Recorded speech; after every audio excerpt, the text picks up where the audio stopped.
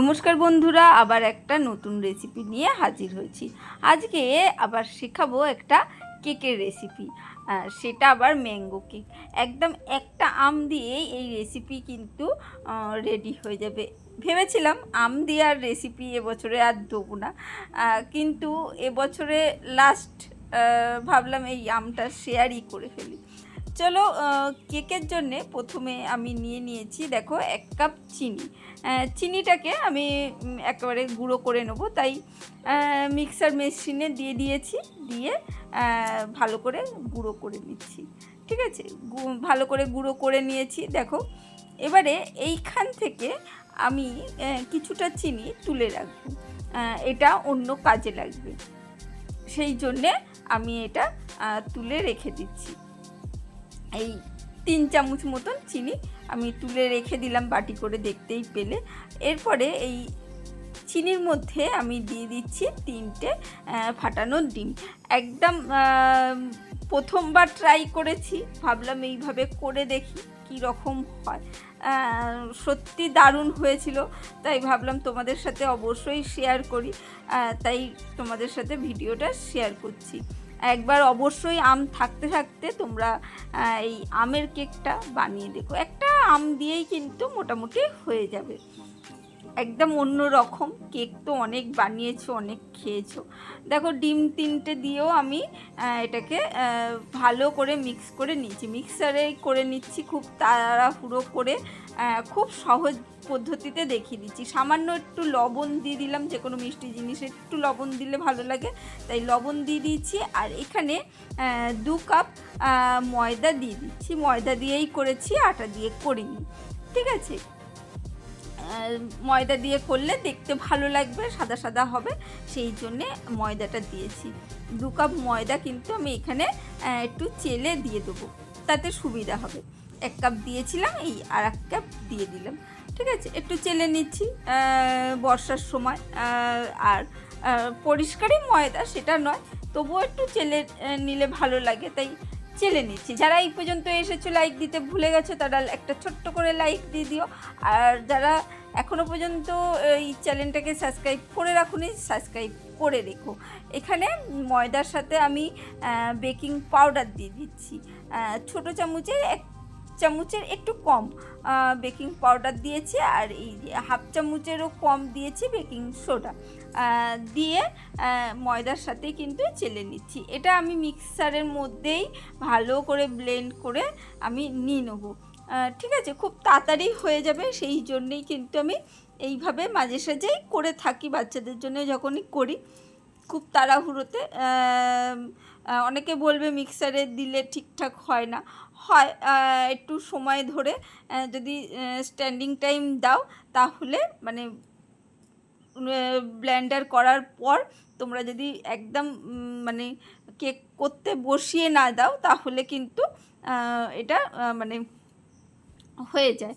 এখানে দেখো, আমি সাদা তেল দিয়ে দিয়েছি। ঠিক আছে, আমি আজকে বাটার দিইনি, সাদা তেল দিয়ে করছি। আর একটু ভ্যানিলা এসেন্স দিয়ে দিলাম, গন্ধের জন্য, অবশ্যই একটা কেকের সুন্দর গন্ধ আসে, সেই জন্যে। 1 কাপ তেল কিন্তু লাগবে। ভালো করে মিক্সারটা চালিয়ে আমি একদম স্মুথ একটা পেস্ট করে নিয়েছি।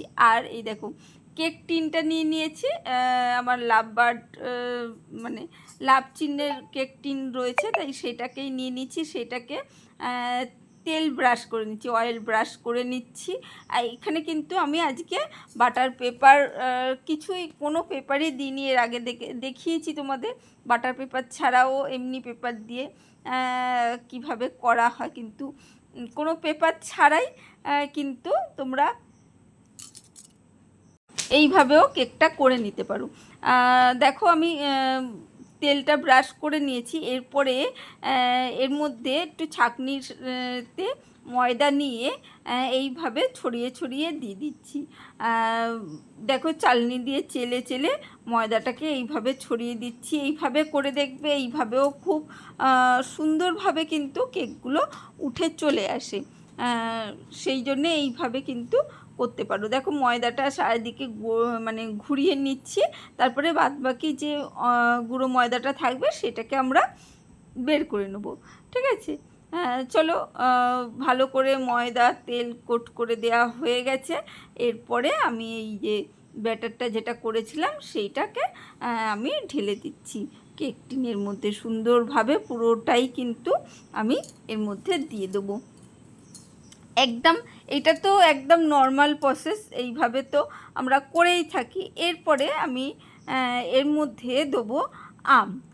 দেখো আমি আম নিয়ে নিয়েছি, এটা গাছের মানে আমাদের গাছের আম নয়, গাছেরই আম। আম তো আর অন্য জায়গায় হয় না, বাজার থেকে কিনে আনা হয়েছে।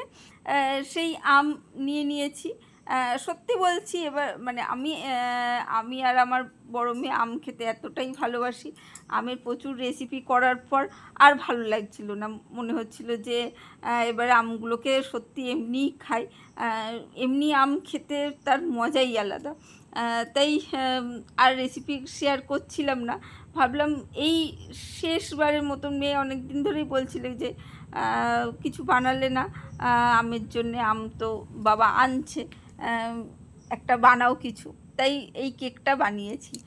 দেখো আমটাকে খোসাটা ছাড়িয়ে নিয়েছি, আর সুন্দরভাবে খোসা ছাড়িয়ে নিয়েছি। নিয়ে এবারে এটাকে এই ছোট ছোট করে পিস করে দেবো, ছোট ছোট করে একটা পিস করে এটাকে কেটে নেব। যে কোনো মানে মিষ্টি ধরনের আম হলেই হয়ে যাবে। তোমরা তোমাদের মতন পছন্দের আম নিতেই পারো। আমি এখানে যে আম ছিল এটাও মিষ্টি, খুব মানে খারাপ নয়। আর এই আজকের কেকটা কিন্তু এই মানে মানে এই আমেই কিন্তু করব। আমটাকে আমি কিন্তু কোনোভাবে মানে জাল দেবো না বা কিছু, সেই জন্যে কেকটা না বেশি দিন কিন্তু রাখা যাবে না, কারণ মানে জাতীয় জিনিস রাখা কিন্তু খুব মুশকিল। এটা আমার ক্ষেত্রে আমি সবসময় আমি কিন্তু এর আগে আইসক্রিম বলো যেটাই তৈরি করেছি সেইগুলো কিন্তু আমি পুরো মানে প্রিজারভেটিভ করার জন্যে আমি পুরো কিন্তু সেইগুলোকে ভালো করে মানে রান্না করে নিয়েছি। তারপরে ফ্রুটি যখন তৈরি করেছি পুরো ভালো করে রান্না করে নিয়েছি, যার জন্য সেইগুলো প্রিজারভেটিভ করা গেছে। আর এই যে মানে কাঁচা মানে ম্যাঙ্গোটা দিচ্ছি, মানে কাঁচা নয়, মানে কোনো কুক করে না দিচ্ছি, তো সেই জিনিসটা কিন্তু রাখা খুব মুশকিল। বেশি দিন কিন্তু একদমই থাকবে না, সেটা কিন্তু ফাঙ্গাস পড়ে যাবে। দেখো আমের টুকরোগুলো আমি এই কেকের ওপরে এইভাবে ছোট ছোট করে সাজিয়ে দিচ্ছি। দেখো কি সুন্দর লাগছে, এইভাবেই রেখে দেবো, মানে ভালো লাগবে। আমের টুকরোগুলো যখন দেখা যাবে দেখতে ভালো লাগবে, অবশ্যই মুখে যখন পড়বে তখন ভালোই লাগবে। আর এইখানে দেখো কিছুটা এই 100 গ্রাম মতন পনির নিয়ে নিয়েছি, মানে 200 গ্রাম পনির ছিল, সেই পনির থেকে হাফ পনির মতন আমি নিলাম। 100 গ্রাম পনির আমি কিন্তু দেখো ছোট ছোট করে টুকরো করে কেটে নিচ্ছি। ছোট করে টুকরো করে কেটে নিয়ে আমি ওই মিক্সার জারে যেটা কেকটা করেছিলাম সেই মিক্সার জারের মধ্যে দিয়ে দিয়েছি। বাদ বাকি চিনিটা দিয়ে দিলাম, যে 3 চামচ চিনি রেখেছিলাম এই জন্যে এই চিনিটা দিয়ে দিয়েছি। আর এর মধ্যে আর একটা ডিম দিয়ে দিচ্ছি ভেঙে। দেখো ডিমটাও ভেঙে দিয়ে দিয়েছি। তারপরে এর মধ্যে আমি কিন্তু একটু ভ্যানিলা এসেন্সও দেবো গন্ধের জন্যে, যাতে ডিমের গন্ধটা না থাকে। খুব সামান্য, তখন 1 চিপি মতন দিয়েছি, এখানে হাফ চিপি মতন একটু দিলেই হয়ে যাবে। একবার করে দেখো, অনেকভাবেই তো কেক করেছো, একবার এইভাবে করে দেখো, ভালো লাগবে। সামান্য একটু লবণ দিয়ে দিলাম, মিষ্টি জিনিসে যেমন লবণ দিতে হয় সেই রকমই সামান্য একটু লবণ ও দিয়ে দিয়েছি। দেখো এই দেখো ভ্যানিলা এসেন্সটা হাফ চিপি মতন, হাফ চিপিরও কম একটু ভ্যানিলা এসেন্স দিয়ে দিয়েছি। এবারে ভালো করে মিক্সারটা চালিয়ে নেবো। দেখো চালিয়ে নিয়েছি, একটা পেস্ট তৈরি হয়ে গেছে। এরপরে পেস্টটা এর ওপরে কিন্তু আমি ছড়িয়ে দেবো। একবার করে দেখো, একদম অন্য রকম, যেমন সুন্দর খেতে হয়েছে সেই রকম সুন্দর দেখতেও হয়েছে। সবাই কিন্তু অবাক হয়ে যাবে, বাচ্চারা কিন্তু খুব ভালোবাসবে। একবার করে দেখো, না করলে কিন্তু বুঝতে পারবে না। দেখো ওপর থেকে আমি পুরো এই মানে পনির আর ডিমের যে এটা করলাম সেইটা কিন্তু ওপর থেকে দিয়ে দিচ্ছি। যদি পুরোটা কভার না হয়, যদি কম হয়ে যায় তাতেও কোনো অসুবিধা হবে না, এইভাবে ফাঁকা ফাঁকাও করে দিতে পারো। আর পুরো যদি কভার করে দাও তাতেও কোনো অসুবিধে নেই। ঠিক আছে, আমি যে পরিমাণ করেছি পুরোটাই কিন্তু কভার হয়ে গেছিলো। আমি প্রথমে ভেবেছিলাম পুরোটা হয়তো কভার হবে না, সেই জন্যে অল্প অল্প করে সাইড দিয়ে দিচ্ছিলাম। তারপর দেখলাম না অনেকটাই হয়েছে, এটাকে কভার হয়ে যাচ্ছে, তাই সেটাকে কভার করেছি। প্রথমবারই ট্রাই করেছিলাম যে এইভাবে করে দেখি কেমন হয়, নিশ্চয়ই ভালোই হবে। দেখো আমি ভালো করে দিয়ে দিয়েছি। আর দেখো এই যে চাটু বসিয়েছি, চাটুর নিচে এই যে ফ্রাইং প্যানটা বসিয়ে দিয়েছি। আমি এর আগেও দেখিয়েছি এইভাবেই কিন্তু গ্যাসের মধ্যে, গ্যাসের চুলায় মানে ওভেন ছাড়াই কিন্তু তোমরা বানিয়ে নিতে পারো। দেখো এটাকে কিন্তু আমি বেশ মানে 1 ঘন্টা, মানে গ্যাসে করলে এটা পুরো করতে কিন্তু 1 ঘন্টা সময় লাগবে। রাত্রিবেলায় করেছিলাম, করে আমি একদম ঠান্ডা হতে রেখে দিয়েছিলাম। আর সকালবেলায় একদম পুরো বের করেছি। দেখো কি সুন্দর বেরিয়ে এসেছে, সেটাই দেখাচ্ছি, ট্রেনটা দেখিয়ে দিলাম। আর সুন্দরভাবে কোনো কিন্তু পুড়ে যায়নি, কিছুই হয়নি, পিছনটাও দেখিয়ে দিলাম। আর এই দেখো কাটলেই দেখো মানে কি দারুণ, ভেতরটা এত সুন্দর হয়েছে না দেখতে, দারুণ লাগছে। ওপর দিয়ে বেশ একটু নরম আর তলাটা বেশ আর দেখো একদম ভালো লাগছে, আমের টুকরোগুলো যেমন দেখা যাচ্ছে, আরও সুন্দর লাগছে। কেমন লাগলো কেকের রেসিপিটা অবশ্যই জানিও আর ট্রাই করো। আম তো শেষ হয়েই এলো, এইরকম ছোটো ছোটো টুকরো আম যখন মুখে পড়বে না দারুণ লাগবে, একদম দোকানের মতন কিন্তু কেকটা হয়েছে। চলো আজকের জন্য টাটা, বাই বাই, আবার দেখা হবে অন্য কোনো দিন অন্য কোনো ভিডিওতে। লাইক দিতে যদি এখনও ভুলে গিয়ে থাকো অবশ্যই লাইকটা দিও, লাইক দিলে ভিডিওটা অনেক জায়গায় গিয়ে পৌঁছায় এবং আমারও ভালো লাগে। আর ছোট্ট করে কমেন্ট করো।